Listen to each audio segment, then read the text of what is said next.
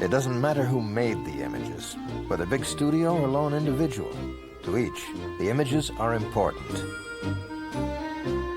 The incentive to preserve these images may be purely commercial, or solely altruistic, or some mix in between.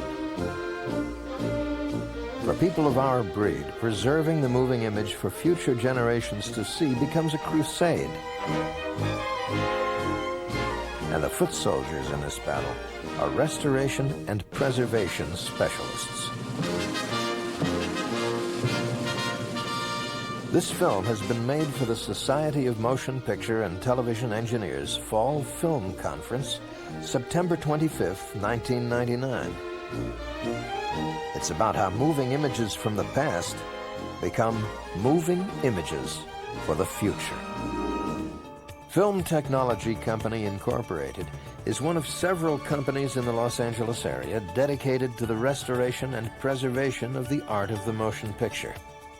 As restoration specialists, our job is to create image and sound recordings which will survive in a useful form for an archivally acceptable period of time.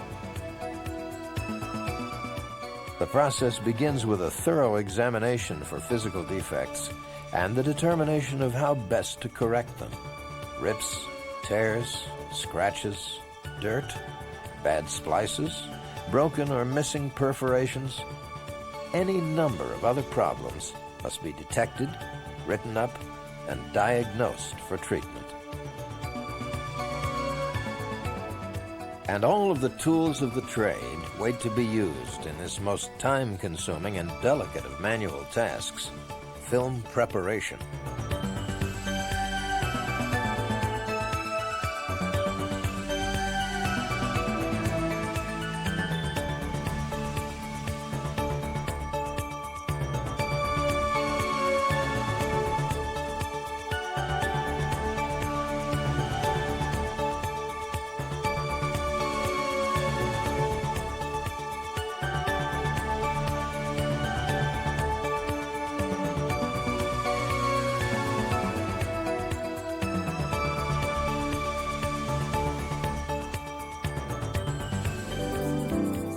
This work takes place in the film preparation room. Roy is checking for cracked or missing perforations and other edge damage.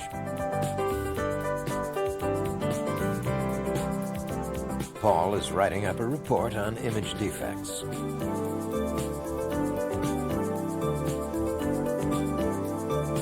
John is comparing all available elements on a picture, not only to determine whether they all represent the same version of the picture, but also to determine whether or not the selective use of certain portions of each might yield a better whole.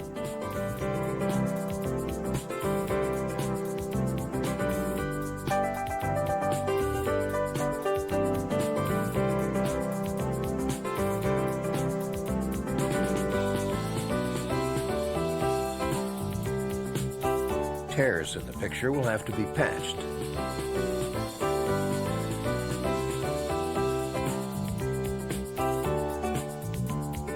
Perforations which are damaged will have to be repaired.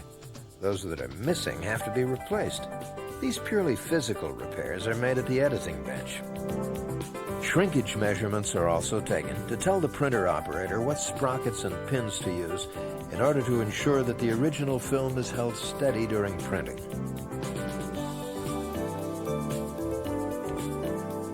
This gauge is used for spot-checking shrinkages.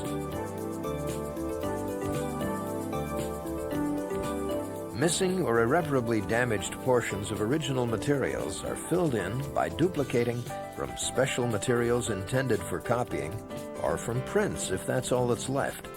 The making of these duplicates is handled either by optical wet gate printing, step contact printing, wet gate contact printing, digital electronic means, or by a combination of the four. The choice is governed by the condition of the source materials, the desired result, and the available budget. Optical printing rephotographs each frame in a movie one at a time. In the restoration business, optical printing and step contact printing allow the steadiest movement from one frame to another of very shrunken and damaged originals. Gates and sprockets for transporting the original film are all graded to the amount of shrinkage in the original determined during film preparation. This wet gate has interchangeable registration pins covering the range of 0 to 3% shrinkage.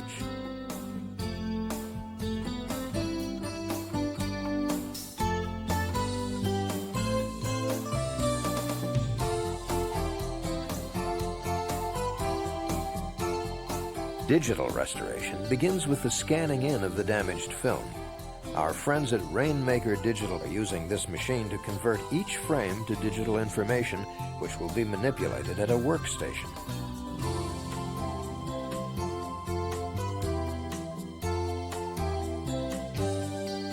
This scanner's output is routed to a central computer.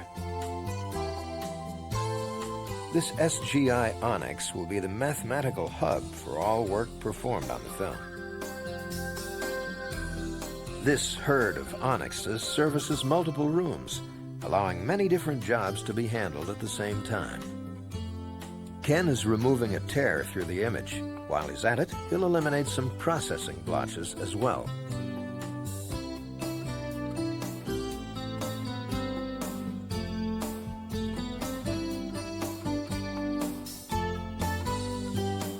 Paint box and rub-through techniques are employed at the workstation to correct or hide imperfections which cannot be eliminated by physical means.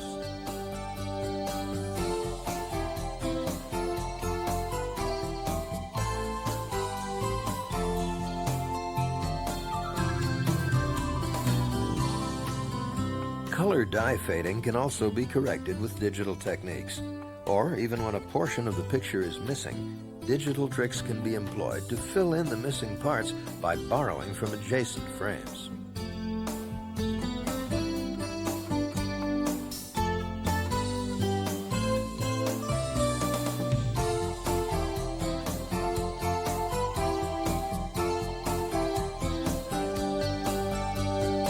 When Ken is done with the fixes, he instructs the Onyx to dump to the recorder, which converts the image back to film.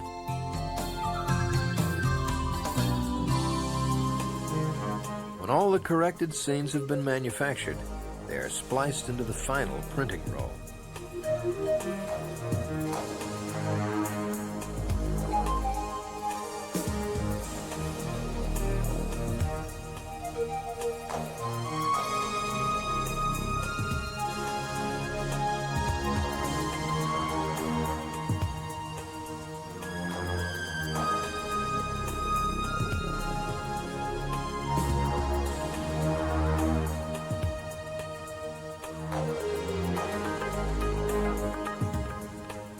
The reel now moves to a queuing station, where every scene start is logged into a computer. Paul is generating a file which will tell an electronic picture analyzer where every scene change will occur. His eyes, hands, and feet do the job. This frame count queuing information is also used to tell the printing equipment when to make exposure changes. For this purpose, the information is punched into paper tape.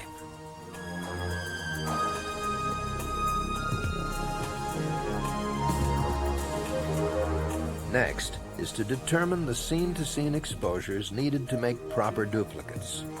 In the United States, this job is called timing, and the person who does the job is called a timer. A timer uses an electronic analyzer to determine the best exposure for each and every shot in a roll of film.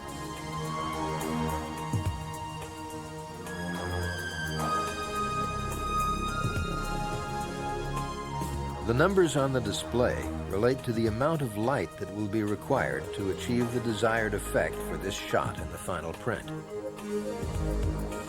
As the timer continues determining printing lights, numerical values are swept into computer files, which will eventually be used to generate a punched paper tape, floppy disk, or central computer server file, which will control the printer exposure during the actual printing operation. We must not overlook sound restoration.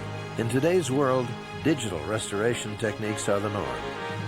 Roger is working on a track, removing clicks, pops, and other undesirable sounds. Eventually, the track will be passed through noise removal equipment, then re-recorded to whatever form the job requires. This equipment is used for a variety of sound-related jobs, either to condition the sound prior to its transfer to the computer, or to provide playback from a variety of sources. Terminal and routing of signals to various sound equipment located throughout the building is found in this corner, as well as machine control, cross-modulation analysis, and noise reduction devices. Analog, magnetic, and optical track sources must also be played back as well as recorded.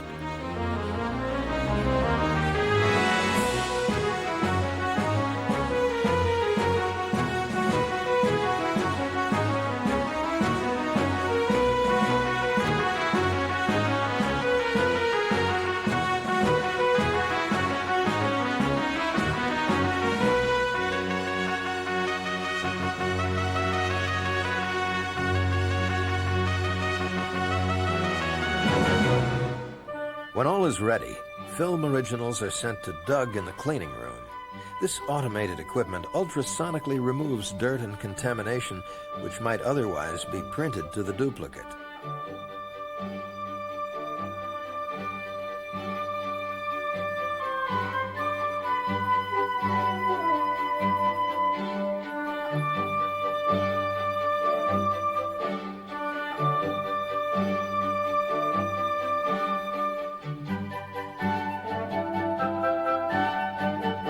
In the darkroom, step contact printers are used to make new master positives or negatives from old shrunken originals.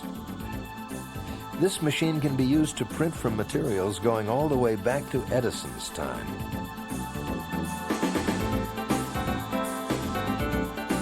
This custom-built printer is one of a kind.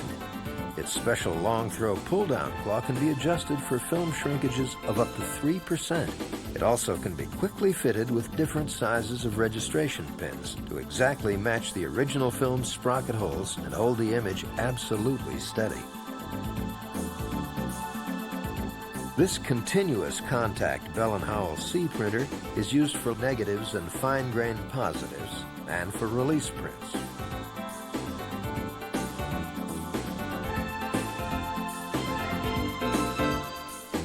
The picture is printed on the right head, the sound on the left, all in one pass.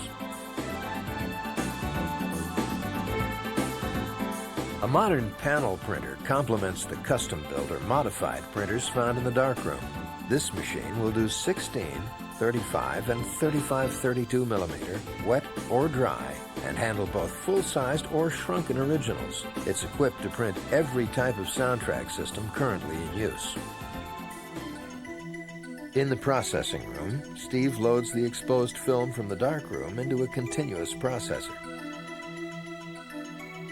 This equipment can run at a variety of speeds and temperatures and processes both negative and positive black and white films.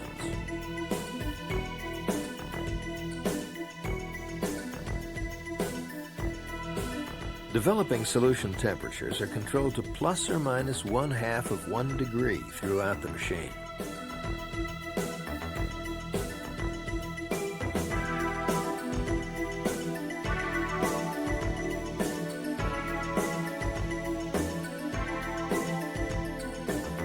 The film is passed through the machine on soft-touch tires propelled by a demand drive system.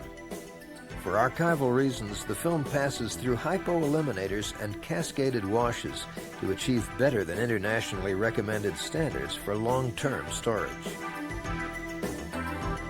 Residual silver is measured and removed from the hypo, and all of the solutions are agitated, filtered, and replenished via this complicated maze of plumbing and pumps. The processed film is dried, lubricated, and taken up on a core to be sent for review by a timer.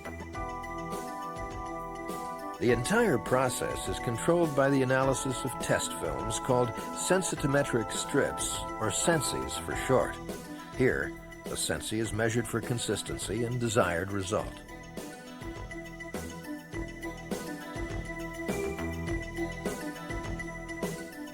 Data from 21 density readings are extracted from the sensing. This information is then interpolated to visualize exactly how the film performs photographically.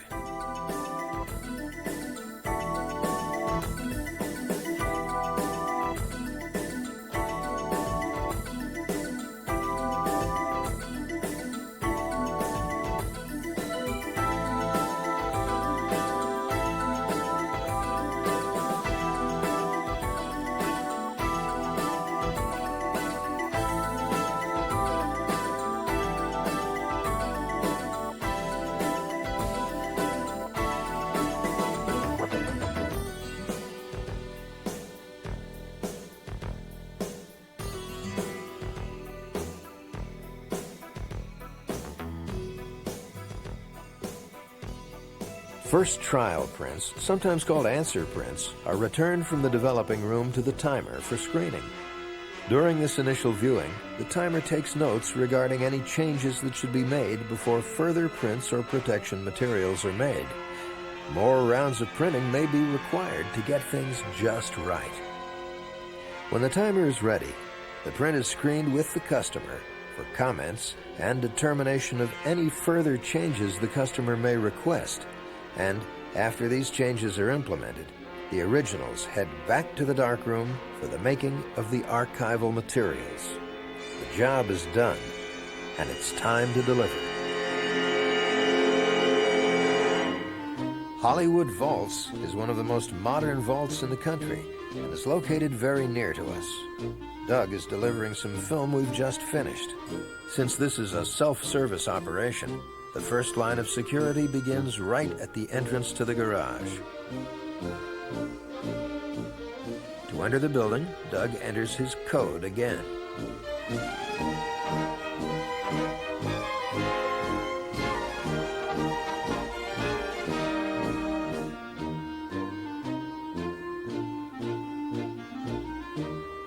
Surveillance cameras cover every square inch of the property, inside and out.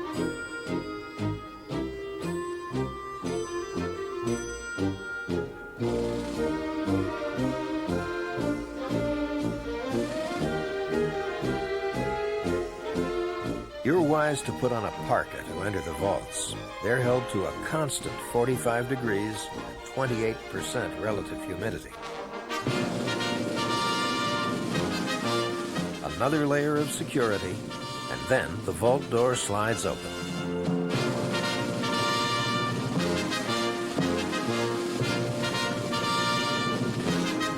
A final code unlocks the high-density storage racks.